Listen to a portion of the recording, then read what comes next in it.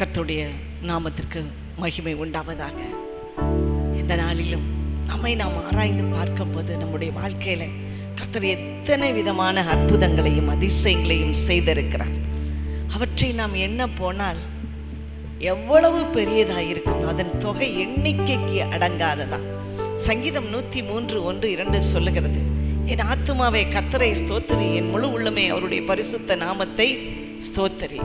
என் ஆத்துமாவை கர்த்தரை ஸ்தோத்திரி, அவர் செய்த சகல உபகாரங்களையும் மறவாதே என்று சொல்லி எல்லாரும் சேர்ந்து சொல்லுவோமா? ஆத்துமாவை ஸ்தோத்திரி, முழு உள்ளமே ஸ்தோத்திரி என்று சொல்லி தேவனை நாம் மகிமைப்படுத்துவோம். ஆத்துமாவை ஸ்தோத்திரி, முழு உள்ளமே ஸ்தோத்திரி, ஜீவனுள்ள தேவனை துதி. ஆத்துமாவை ஸ்தோத்திரி, முழு உள்ளமை ஸ்தோத்திரி, ஜீவனுள்ள தேவனை துதி. ஒன்று இரண்டு என்றல்ல, தேவன் செய்த நன்மைகள் கோடா கோடா கோடியாகுமே. ஒன்று இரண்டு என்றல்ல, நீ செலுத்தும் நன்றிகள் கோடா கோடா கோடியாகட்டும். அல்லேலூயா. ஆத்துமாவை ஸ்தோத்திரி, முழு உள்ளமை ஸ்தோத்திரி, ஜீவனுள்ள தேவனை துதி.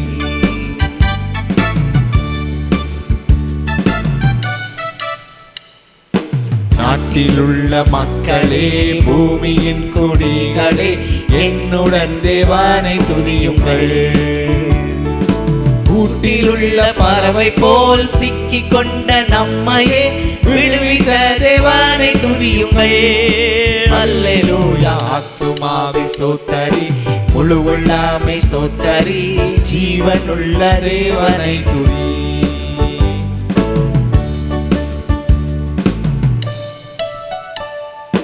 நானும் என் வீட்டாருமோ போற்றுவோம், ஆராதிப்போம், இயேசுவை என்றுமே சேவிப்போம். எங்கள் பாவம் மன்னித்தார், எங்கள் தேவை சந்தித்தார், வருகை வரை நடத்தி செல்லுவார். அல்லேலூயா. ஆத்துமாவை ஸ்தோத்திரி, முழு உள்ளமை ஸ்தோத்திரி, ஜீவனுள்ள தேவனை துதி. ஆத்துமாவை ஸ்தோத்திரி, முழு உள்ளமை ஸ்தோத்திரி, ஜீவனுள்ள தேவனை துதி.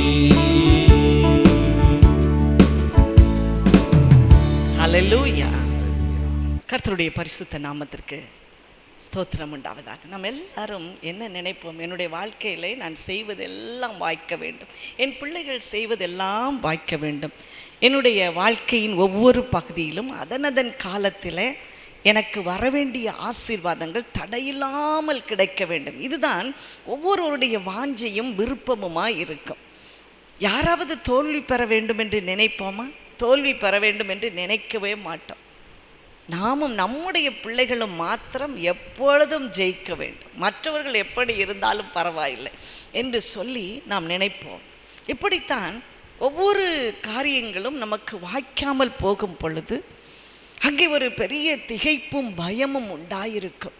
ஐயோ, என்னுடைய பிள்ளையுடைய வாழ்க்கையிலே சரியான நேரத்தில் திருமணம் ஆகாதோ, என்னுடைய பிள்ளையின் வாழ்க்கையிலே வேலையே கிடைக்காமல் போய்விடுமோ, என்னுடைய பிள்ளையின் வாழ்க்கையிலே ஒரு எதிர்காலம் கேள்விக்குரியதாக இருக்குமோ, பிள்ளையற்று போவார்களோ, என் பிள்ளை சுதந்திரமாய் வாழ முடியாதோ, ஐஸ்வர்யமும் கனமும் என் பிள்ளைக்கு வராதோ, அதனதன் காலத்திலே ஒன்றும் நடக்கவில்லையே என்று சொல்லி பெற்றோராகிய நாமும் கூட நம்முடைய வாழ்க்கையிலும் இதே போன்ற சம்பவங்கள் வருகிற பொழுது என் பிள்ளைக்கும் இப்படி வந்துவிட்டதே என்று சொல்லி இன்னமும் நாம் அங்கலாய்த்து விடுகிறோம். எங்களுடைய தலைமுறையிலே இது தொடர்ந்து வருகிறதோ என்று சொல்லியெல்லாம் நாம் யோசிப்போம். ஆனால் இன்றைக்கு ஆண்டவர் இந்த பிரச்சனைக்கு ஒரு சின்ன சூத்திரத்தை சொல்லி கொடுக்கிறார். இதில் எப்படி நாம் ஜெயம் பெறலாம், இதை எப்படி நாம் மேற்கொள்ளலாம், இதற்கு தீர்வு என்ன, எப்படி நாம் இதை எளிதாக ஜெயித்து விடலாம் என்பதை தம்முடைய வசனத்தின் மூலமாய் அவர் கற்றுக் கொடுக்கிறார். இது எங்கே இருக்கிறது? சங்கீதம் 1 2-3 வசனங்களிலே நாம் வாசிக்கிற போது கர்த்தருடைய வேதத்தில் பிரியமாயிருந்து அவருடைய வேதத்தில் தியானமாயிருக்கிற மனுஷன் பாக்கியவான்.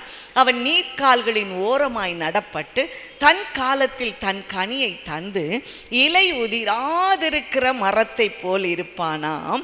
அவன் செய்வது எல்லாம் வாய்க்கும் என்று சொல்லி எழுதப்பட்டிருக்கிறது. பிரியமானவர்களே, பாருங்கள், கர்த்தருடைய வேதத்தில் பிரியமாய் தியானமாய் இருக்கிறவர்கள் பாக்கியவான்களாய் இருப்பார்களாம்.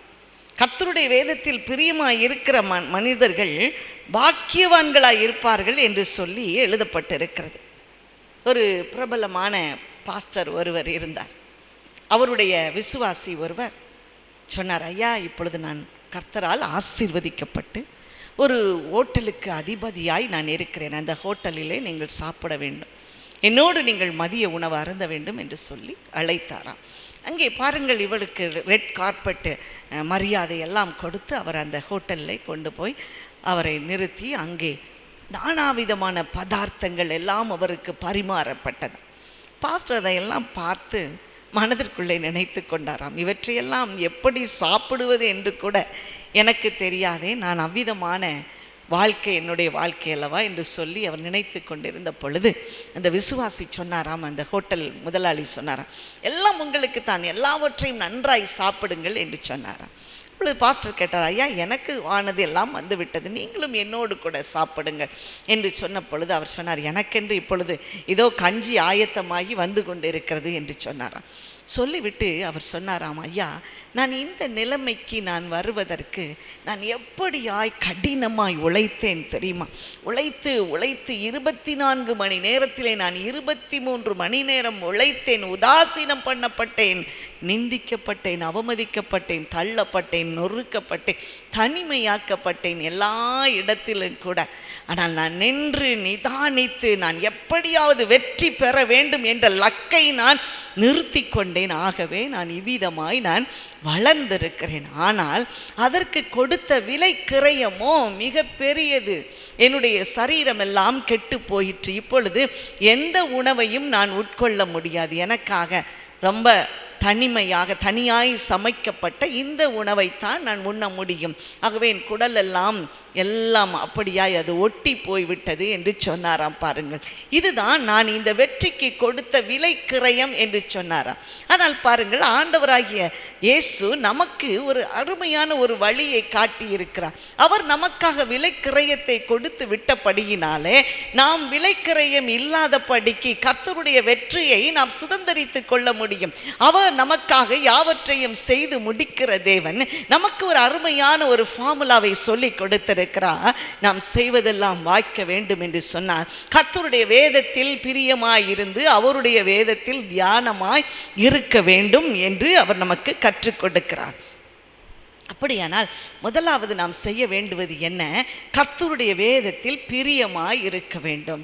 கர்த்தருடைய வேதத்தில் எப்படி பிரியம் வைக்க வேண்டுமா? பாருங்கள், மிருக ஜீவன்களுக்கு இப்போ ஒரு 4-5 நாட்கள் அதற்கு உணவு கொடுக்கவில்லை என்று சொன்னால், அதன் பின்பு அதற்கு முன்னாக உணவை வைக்கும்போது அது என்ன செய்யும்? ஓடி சாடி போய் அதை அப்படியே அது அதிகமாய் உட்கொள்ள ஆரம்பிக்கும், வேகமாய் அதை உட்கொள்ள ஆரம்பிக்கும். நம்முடைய பிரியம் கர்த்தருடைய வேதத்தில் எப்படி பிரியமாய் இருக்க வேண்டுமாம்? இப்படித்தான் ஆசையாய் அதை உட்கொள்ள வேண்டுமாம். பிரியமானவர்களே, சங்கீதம் 119:113 சொல்லுகிறது, வீண் சிந்தனைகளை நான் வெறுத்து உமது வேதத்தில் பிரியப்படுகிறேன். வீண் சிந்தனைகளை நான் வெறுத்து விடுகிறேன். நம்முடைய மூளை பகுதியை பார்க்கும் பொழுது அது ஒரு பெரிய தொழிற்சாலையை போல எந்த நேரமும் அது இயங்கிக் கொண்டே இருக்கும்.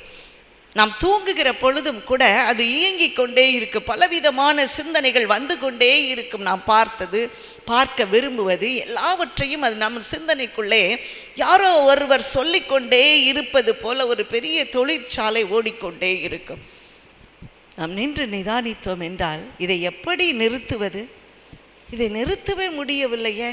என்னுடைய சிந்தனை இப்படி செய்து வந்து கொண்டே இருக்கிறதே. ஒருவேளை காலையில் இந்த காரியத்தை நான் பார்த்தேன், டிவியிலே பார்த்தேன், செல்ஃபோனிலே பார்த்தேன், அதனால் வந்து கொண்டு இருக்கிறதோ, என் நினைவுகளின் தோற்றம் இப்படி இருக்கிறதோ என்று சொல்லிலாம் நாம் பல காரியங்களை யோசிப்போம். அதை எப்படி நிறுத்துவது என்று சொல்லுவோம். ஆனால் அதையெல்லாம் நாம் நிறுத்த முடியாதபடிக்கு நம்முடைய மூளை தொடர்ந்து இயங்கிக் கொண்டே இருக்கும்.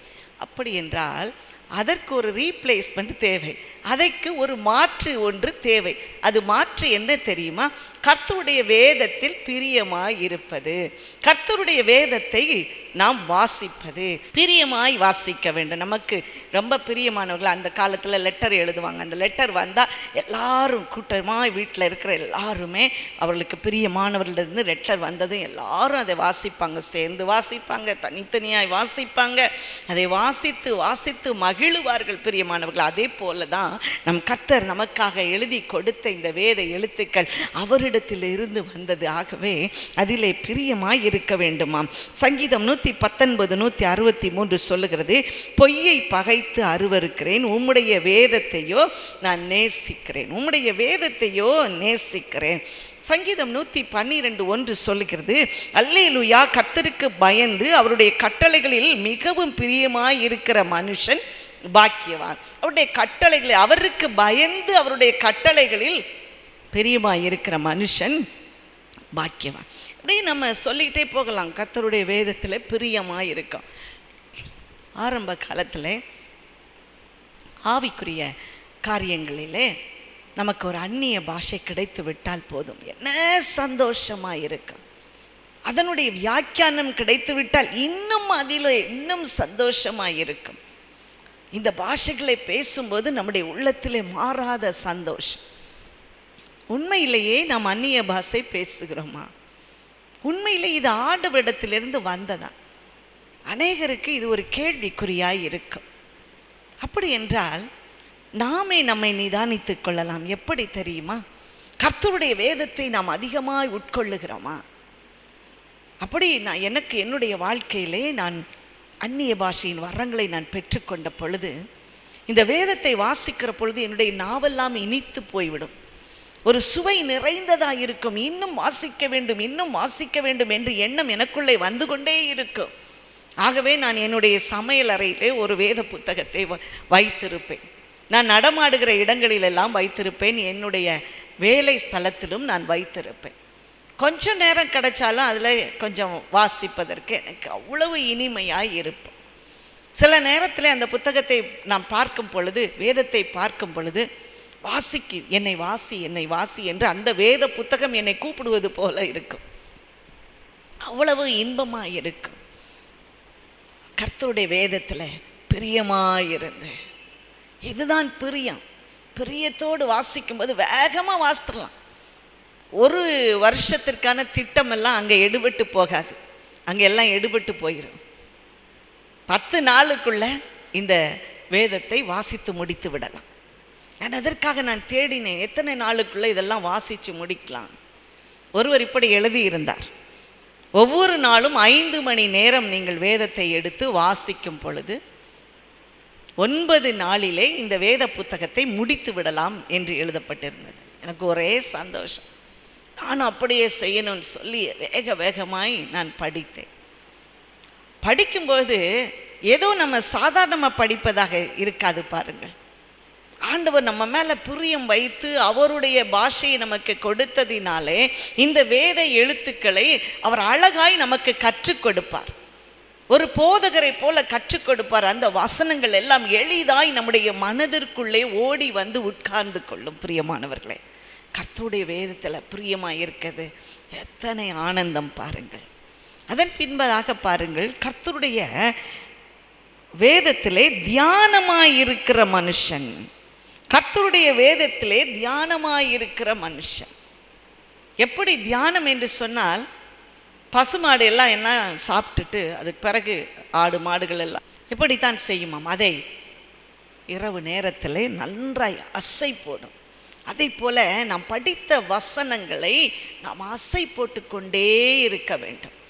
அப்பொழுது நம்முடைய மூளையின் செயல்பாடு வசனத்தின் பக்கமாய் திருப்பப்படும்.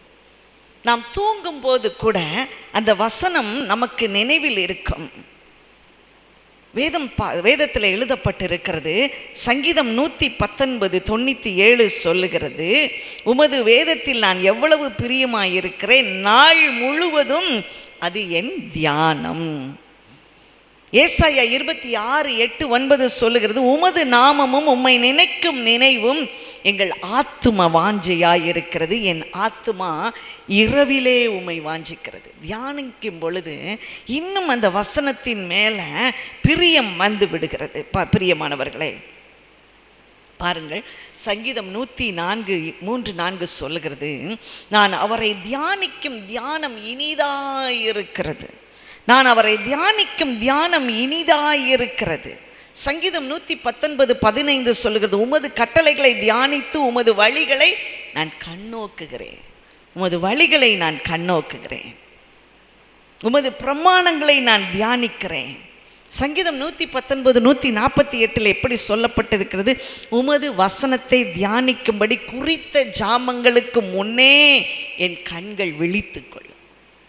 இரவில் ஏதாவது ஒரு வசனத்தை நாம் மனனம் பண்ணிக்கொண்டு நாம் சிந்தித்து கொண்டு இருக்கும் பொழுது இன்னும் அதில் சில டவுட் வந்துடும். காலையில் எழும்பி இந்த வசனத்தை என்னென்னு பார்த்துறணும், இந்த வசனத்தை என்னென்னு பார்த்துறணும், அப்படி நம்ம எத்தனை நாள் நினைத்திருக்கிறோம் பாருங்கள். ஆண்டவர் நம்மை வெறுமனே அனுப்பி விடுகிற தேவன் இல்லவே இல்லை. அமுக்கி குலுக்கி சரிந்து விழும்படியாகவே செய்கிறவர். அவர் சொன்னார், நீ வெறுமனே என்னை நீ வர்ஷிப் பண்ணிட்டு நீ போ அப்படின்னு சொல்லி அனுப்பி விடுவதற்கு அவர் அநீதி உள்ள தேவன் இல்லையாம். அவரை வழிபட்டு விட்டு அவரை வணங்கி விட்டு நம்மை வெறுமனே அனுப்பி விடுவதற்கு அவர் அநீதி உள்ள தேவன் அல்ல. கர்த்தருடைய வேதத்தில் பிரியமாயிருந்து அவருடைய வேதத்தில் தியானமாக இருக்கிற மனுஷன் பாக்கியவான். நாம் பாக்கியவானாக இருப்போம். அவருடைய வேதத்தில் தியானமாக இருக்கிற மனுஷன் பாக்கியம். எப்படி பாக்கியத்தை நான் கொடுக்க போகிறேன்னு சொல்கிறாரு பாருங்கள். என்ன பாக்கியம் நமக்கு கிடைக்க போகிறதா, அவன் நீர்க்கால்களின் ஓரமாய் நடப்பட்டு தன் காலத்தில் தன் கனியை தந்து இலை உதிராதிருக்கிற மரத்தை போல் இருப்பான். அவன் செய்வது எல்லாம் பாக்கியம். இந்த வசனத்திலிருந்து நாம் என்ன கற்றுக்கொள்ள போகிறோம்? அவன் நீர்க்கால்களின் ஓரமாய் நடப்பட்டிருக்கிறான். நீர்க்கால்களின் ஓரமாய் நடப்படுதல். ஒருவர் நட வேண்டும். அப்படி என்றால் அந்த செடிக்கு ஒரு எஜமானன் உண்டு, அந்த மரத்திற்கு ஒரு எஜமானன் உண்டு. நம்மை நடுகிறவர் ஆண்டவர். நீ தியானமாக இருந்து பாரு, நீ பிரியத்தோடு தியானம் செய்து பாரு. கர்த்தருடைய வேதத்தை நான் செய்ய போகிறேன், ஒன்றை நீர்க்கால்களின் ஓரமாய் நான் நடப்போகிறேன். ஹல்லேலூயா! எவ்வளவு பெரிய சந்தோஷம் பாருங்கள். மத்திய கிழக்கு நாடுகளிலே அங்கே ஒரு நதி நீளமாய் வந்து கொண்டிருக்கும். அவர்கள் எல்லாரும் தங்களுடைய கிராமங்களுக்கு தங்களுடைய நகரங்களுக்கு எப்படி தண்ணீர்களை கொண்டு வருவார்களாம்? வாய்க்கால்கள் மூலமாய் கொண்டு வருவார்கள். ஒரு நதியிலிருந்து பல வாய்க்கால்களை அவர்கள் வெட்டி கொண்டு வந்து அவர்கள் அந்த இடத்திலே விவசாயம் செய்வார்களாம். அப்படி விவசாயம் செய்கிற பொழுது அவர்களுக்கு அதிகமான வாய்க்கால்கள் தேவைப்படுகிறது. ஏனென்றால் அந்த மரம் நீர்க்கால்களின் ஓரமாய் நடப்பட்டிருக்கும் பொழுதுதான் அது நல்ல பலனை கொடுக்கும். அப்படி என்றால் அந்த மரத்திற்கு ஒரு எஜமான் உண்டு. அவர் நம்ம எங்கே நடப்போகிறார் பாருங்க. கர்த்தருடைய வேதத்தில் பிரியமாய் தியானமாய் இருக்கிறவர்களை அவர் நீர்க்கால்களின் ஓரமாய் அவர் நட்டு வைக்கிறார். ஓசியா 9:13 சொல்லுகிறது, அது நல்ல வசதியான ஸ்தலத்திலே நாட்டப்பட்டு இருக்கிறது. நம்ம எப்படி அவர் வைப்பாராம்? வசதியான ஸ்தலத்திலே. நாம் வளர்ந்து வருகிற பொழுது நம்மை மற்ற தாவரங்கள் நெருக்கி போடாத படிக்கு வசதியான இடத்திலே நம்மை வைத்திருப்பாராம். எசேக்கியேல் 17:7 சொல்லுகிறது, இதோ அது நடவாகிய பாத்திகளிலிருந்து அதற்கு தண்ணீர் பாய்ச்சும்படி இந்த திராட்சை செடி அதற்கு நேராய் தன் வேர்களை பரவ விட்டு அதற்கு நேராய் தன் கொப்புகளை வீசினது. இந்த மரம் என்ன செய்தான் பாருங்க, அப்படியே அந்த நீர்க்கால் எங்கே போகிறதோ அதில் தன்னுடைய கொப்புகளை படர விடுகிறதாம். பிரியமானவர்களே, இப்படித்தான் அதை நோக்கியே வளரும். இந்த மரம் எப்படி நோக்கி வளர வேண்டும்? அவருடைய வசனத்தில் தியானமாக இருக்கும் பொழுது நம்ம அங்கங்கே நம்முடைய கண்கள் போகாது. நம்ம வேறு ஒரு தெய்வத்தை வேறு ஒரு காரியத்தை நமக்கு முதலிடமாய் கொள்ளவே மாட்டோம். எங்கே தான் நம்ம போவோம்? அந்த நீர்க்கால்களின் ஓரமாகவே நம்முடைய கொப்புகளை விடுவோம் என்று சொல்லப்பட்டிருக்கிறது. சங்கீதம் 46:4-5 சொல்லுகிறது, ஒரு நதி உண்டு, அதன் நீர்க்கால்கள் தேவனுடைய நகரத்தையும் உன்னதமானவர் வாசம் பண்ணும் பரிசுத்த ஸ்தலத்தையும் சந்தோஷிப்பிக்கும். தேவன் அதன் நடுவிலே இருக்கிறார், அது அசையாது, அது அசையவே அசையாது. அப்படியே ஸ்டபர்னாக நிற்கும். அந்த தாவரம் ஸ்டபர்னாக நிற்கும் பாருங்கள். இன்றைக்கி மத்திய கிழக்கு நாடுகளில் எப்படி இஸ்ரவேல் ஜனங்கள் இப்பொழுது கூட அவர்கள் விவசாயம் செய்வார்களாம். அவருடைய விவசாயம் ஒரு தனித்தன்மை வாய்ந்தது. அதை கற்றுக்கொள்வதற்காகவே இந்தியாவிலிருந்து அநேக மாணவர்கள் அந்த தேசத்திற்கு போகிறார்கள். சொட்டு நீர் பாசனம் என்று சொல்லுகிற அதை முதலாவது கண்டுபிடித்தவர்கள் அவர்கள் தான் அதை செய்தார்கள். ஏனென்றால் அவர்களுடைய நிலமெல்லாம் வறண்ட பூமி. அந்த வறண்ட பூமியிலே அவர்கள் ஒவ்வொரு சொட்டாக கொடுத்து கொடுத்து கொடுத்து அந்த தாவரத்தில் எப்பொழுதும் நீர் பிடிப்பு இருக்கும்படியாகவே அதை பாதுகாப்பார்களாம். பாருங்கள், இப்பொழுது அதனுடைய கனி அதிகமாய் கொடுக்கப்படும். ஒவ்வொரு தாவரத்திற்கும் இவ்வளவு அளவு தண்ணீர் தேவை என்பதை அவர்கள் ஆராய்ச்சி செய்து அதன் அடிப்படையிலே கொடுப்பார்களாம். பாருங்கள், அதை தவிர அவர்களுக்கு வேறு வழியே இல்லை. நீர்க்கால்களின் ஓரமாகவே அவர்கள் இருக்க வேண்டும். எப்பொழுதும் நீர் பிடிப்புள்ள இடத்திலே அவர்களுடைய தாவரங்கள் வளர்க்கப்பட வேண்டும். பிரியமானவர்களை, இப்படித்தான் கர்த்தர் நம்மை அப்படி நாட்டி விடுவாராம். நீர்க்கால்களை ஓரத்திலே நம்மை வைத்து விடுவாராம். அதன் பின்பு பாருங்க, அந்த எஜமான் அதை பராமரிக்கிறவராக இருக்கிறார். களைகள் வரும்போது அல்லது வேறு ஏதேனும் ஒன்று நம்மை அதை மிதித்து போடாத படிக்கு, அந்த தாவரத்தை நாசம் பண்ணி போடாத படிக்கு அவரே என்ன செய்வாராம்? அதை பாதுகாத்து பராமரிப்பாராம். ஏனென்றால் அந்த தண்ணீர் யார்? ஜீவ தண்ணீர் தான் பரிசுத்த ஆவியானவருக்கு ஓமையாய் கொடுக்கப்பட்டிருக்கிறது. ஆவியானவர் எங்கேயோ அங்கே விடுதலை உண்டு. ஹல்லேலூயா, அங்கே விடுதலை உண்டு. மத்தேயு 15:13 சொல்லுகிறது, என் பரமபிதா நடாத நாற்றெல்லாம் வேரோடே பிடுங்கப்படும். அப்போ நம்ம அசையாமல் வைக்கிறது ஆண்டவர் தான் நம்மை அசையாமல் வைக்கிறார். அதன் பின்பதாக பாருங்கள், தன் காலத்தில் தன் கனியை தந்து, அதன் காலத்தில் இன்றைக்கி நான் சொன்ன போல் நிறைய நேரம் பிள்ளைகளுக்கு அவங்க காலேஜுக்கு போகணும்னு நினைக்கிற நேரம் ஏதோ ஒரு சட்டம் வந்துடும், ஏதோ ஒன்று வந்துவிடும். அவர்களுக்கு சரியான தேர்வு செய்ய முடியாத படிக்கு இருக்கிறதுல ஒன்றை எடுத்துக்கொள்ளணும். இது ஒரு சாபமான காரியம் அல்லவா? இருக்கிறதுல ஒன்று எடுத்துக்கணும். நம்ம நினைக்கிற லக்கை அல்ல, நம்ம இருக்கிறதுல ஒன்று எடுத்துக்கொள்ளணும். வாழ்க்கை துணை ஆகட்டும், இருக்கிறதுல ஒன்று. எவ்வளவு கஷ்டமாக இருக்கும் பாருங்கள். அதன் பின்பு வேலை வாய்ப்புக்கு இன்னும் நாம் கால தாமதம் செய்து கொண்டே இருக்கும். வாழ்க்கையிலே பிள்ளைகள் செட்டில் ஆவதற்கு இன்னும் நேரம் பிடித்து கொண்டே இருக்கும். ஆனால் வேதம் சொல்லுகிறது, அவருடைய வேதத்தில் பிரியமாயிருந்து அதிலே தியானமாய் இருக்கிற மனுஷன் தன் காலத்தில் தன் கனியை தருவான். அது என்ன தன் காலத்தில் தன் கனி? எந்த மரத்தை நட்டிருக்கோமோ அதனுடைய கனியை தரணும். சில நேரம் அந்த வேரில் அது செத்து போயிட்டு பக்கத்தில் இருக்கிற ஒரு களையோ அல்லது மற்றதோ அது கனியை கொடுத்து கொண்டிருக்கும். இந்த நீரினாலே அது கனியை கொடுத்து கொண்டிருக்கும். அதுவல்ல காரியம். தன் காலத்தில் தன் கனியை கொடுக்க வேண்டும். ஆண்டவர் எதற்காக இந்த விருட்சத்தை நாட்டி இருக்கிறாரோ அந்த சித்தம் நிறைவேற வேண்டும். அவர் நம்மை கொண்டு வைத்திருக்கிற சித்தம், அவருடைய பிரியம், தன் காலத்தில் தன் கனியை, அவனுடைய சித்தம். அவர் ஒவ்வொருவருக்கும் ஒரு சித்தம் வைத்திருப்பார். அந்த சித்தத்தை நாம் நிறைவேற்றுவர்களாக நாம் இருக்கிறோம். பாருங்கள், மத்தேயு எழுதின சுவிசேஷம் 21 மத்தேயு 21:18 20 வரைக்கும் நாம் பார்ப்போம் என்று சொன்னார். அங்கே ஒரு சம்பவம் எழுதப்பட்டு இருக்கிறது. ஆண்டவராக இயேசு இந்த நகரத்திற்கு உள்ளே வருகிறார். அங்கே ஒரு அத்தி மரத்தை பார்க்கிறார். அங்கே அவருக்கு பசி உண்டாயிற்று. அந்த அத்தி மரத்தில் இலைகளை அல்லாமல் கனி ஒன்றும் காணப்படவில்லை. ஆகவே அந்த அத்தி மரத்தை அவர் சபிக்கிறார் என்று சொல்லி நாம் பார்க்கிறோம். நம்ம பார்ப்போம், ஏன் ஆண்டவர் இவ்வளோ கொடுமையாக இருக்கார்? அது கனி காலமாக இராதபடியினாலே என்று வேறு ஒரு இடத்துல நம்ம பார்க்குறோம். அது கனி காலமாக இராதபடியினாலே ஆண்டவருக்கு தெரியாதா? நம்ம ஊரில் மாம்பழங்கள் எப்போ வரும்? கோடை காலத்தில் வரும். கோடை முடிந்த பின்பு நாம் அதை அரிதாய் பார்க்க முடியும். அங்கொன்றும் இங்கொன்றுமாய் தான் பார்க்க முடியும்.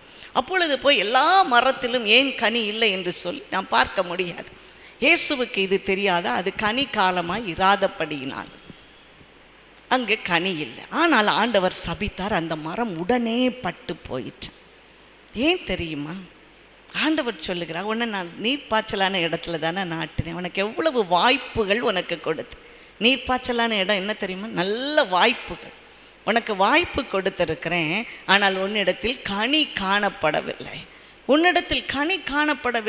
எக்காலத்திலும் நாம் கனி கொடுக்க வேண்டும் என்று சொல்லியே ஆண்டவர் விரும்புகிறார். ஆத்தும ஆதாயம் செய்ய வேண்டும். தாகமா இருக்கிறேன் என்று சொன்னவர் ஆத்தும ஆதாயம் செய்ய வேண்டும் என்று சொல்லுகிறார். சமயம் வாய்த்தாலும் வாய்க்காவிட்டாலும் சுவிசேஷத்தை பிரசங்கி. சமயம் வாய்த்தாலும் வாய்க்காவிட்டாலும் நீ ஆத்தும ஆதாயம் செய்ய வேண்டும். உனக்கு வாய்ப்பே இல்லைனாலும் நோ சான்ஸ், இந்த இடத்துல நீ ஊழியம் செய்யவே முடியாது. ஆனால் எப்படியாவது ஒரு நேரத்தை, ஒரு இடத்த, ஒரு உபாயத்தை அல்லது ஒரு வழியை நீ கண்டுபிடிக்க வேண்டும். அது ஆண்டவருடைய வழியாக இருக்க வேண்டும். ஹல்லேலூயா. யாரையும் வசனிப்பினாலே வஞ்சகத்தினாலே அவர்களை ஆண்டவருக்குள்ளே நடத்தவே முடியாது, நடத்தக்கூடாது என்று வேதம் நமக்கு திட்டமும் தெளிவுமாய் சொல்லி இருக்கிறது. கர்த்தருடைய வேதத்தில் பிரியமாய் இருந்து அவருடைய வேதத்தில் தியானமாய் இருக்கிற மனுஷனுக்கு அவன் அந்தந்த காலத்திலே கனிகளை கொடுப்பானா. யோவான் எழுதின சுவிசேஷம் 15ஆம் அதிகாரம் 8ஆம் வசனம் சொல்லுகிறது, நீங்கள் மிகுந்த கனிகளை கொடுப்பதினால் என் பிதா மகிமைப்படுவார், எனக்கும் சீஷர்களாக இருப்பீர்கள். நீங்கள் மிகுந்த கனிகளை கொடுப்பதினால். ஆண்டவர் கொஞ்சம்லாம் அப்படி கொடுத்துட்டு போகிறதுக்கு நம்ம அலோவ் பண்ணவே இல்லை. மிகுந்த கனிகளை கொடுக்க வேண்டும் என்றே விரும்புகிறார். கடைசியாக பார்க்கிறோம், அவன் இலை உதிராது இருக்கிற மரத்தை போல் இருப்பான். இலை உதிராது இருக்கிற மரம். அந்த அத்தி மரத்தில் இலை இருந்ததே, இலை உதிராது இருக்கிற மரம் அப்படின்னா என்ன தெரியுமா? அது ஒரு செழிப்புக்கு ஓமையாய் சொல்லப்பட்டிருக்கிறது.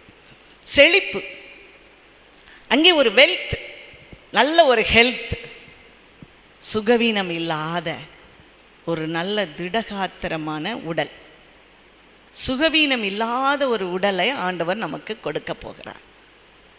நல்ல சுகத்தோடு பலத்தோடு. ஆனால் பவுல் சொல்லுகிறான், என்னுடைய சரீரத்தில் ஒரு முள் கொடுக்கப்பட்டிருந்தது. நான் அநேகம் தரையும் ஆண்டவரிடத்தில் வேண்டினேன். ஆண்டவர் சொன்னார், என் கிருபை உனக்கு போதும், உன் பலவீனத்தில் என் பலன் பூரணமாய் விளங்கும். சில சமயங்களிலே சுகவீனம் எப்பொழுதும் நமக்கு இருக்குமாகவே, ஆண்டவரே எனக்கு ரொம்ப சுகமே இல்லை ஆண்டவரே, அதனால் நான் உம்முடைய வேலையெல்லாம் நான் செய்யவே முடியாது சுவாமி, நான் எனக்குன்னு வாழ்வதே ரொம்ப கஷ்டமாக இருக்குது, நான் எனக்குன்னு வாழ்ந்துட்டு போகிறேன் ஆண்டவரே, என்னை விட்டுருங்கன்னு சொல்லவே முடியாது. என் கிருபை உனக்கு போதும், உன் பலவீனத்தில் என் பலன் பூரணமாய் விளக்கும். அந்த பலவீனத்தின் மத்தியிலும் ஆண்டவருக்காக சேவை செய்ய, ஆண்டவருக்கு பிரியமானதை செய்ய, ஆண்டவருக்கு சித்தமானதை செய்ய அவர் நம்மை பலப்படுத்துவார். இலை உதிராதிருக்கிற மரத்தை போல இருப்பான். அவன் செய்வது எல்லாம் வாய்க்கும். யோசேப்பின் காரியம் ஜெயமாயிருந்தது, தானியேலின் காரியம் ஜெயமாயிருந்தது. ஏன் தெரியுமா?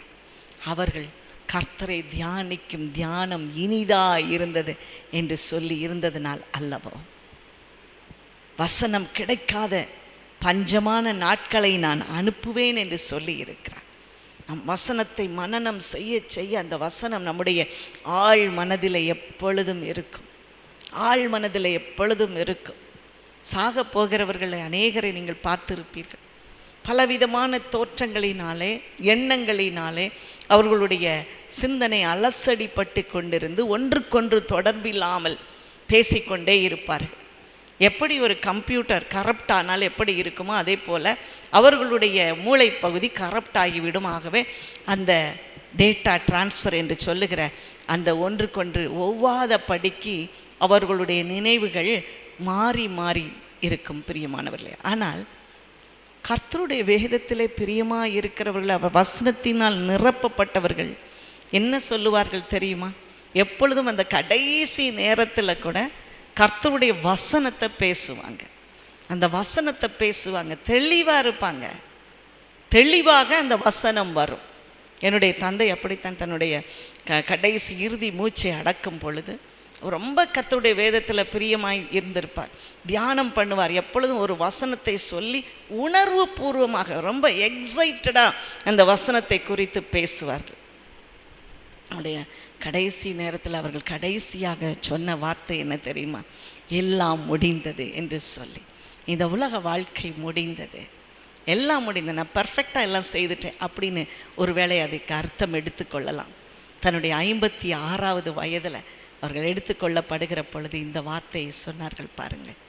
இன்றைக்கு ஆண்டோடைய வேதத்தில் பிரியமாயிருந்து, கர்த்தருடைய வேதத்தில் பிரியமாயிருந்து, அவருடைய வேதத்தில் தியானமாய் இருக்கிற மனுஷன் பாக்கியவான். அவன் நீர்க்கால்களின் ஓரமாய் நடப்பட்டு தன் காலத்தில் தன் கனியை தந்து இலை உதிராதிருக்கிற மரத்தை போல் இருப்பான். அவன் செய்வது எல்லாம் வாய்க்கும். ஆராதனை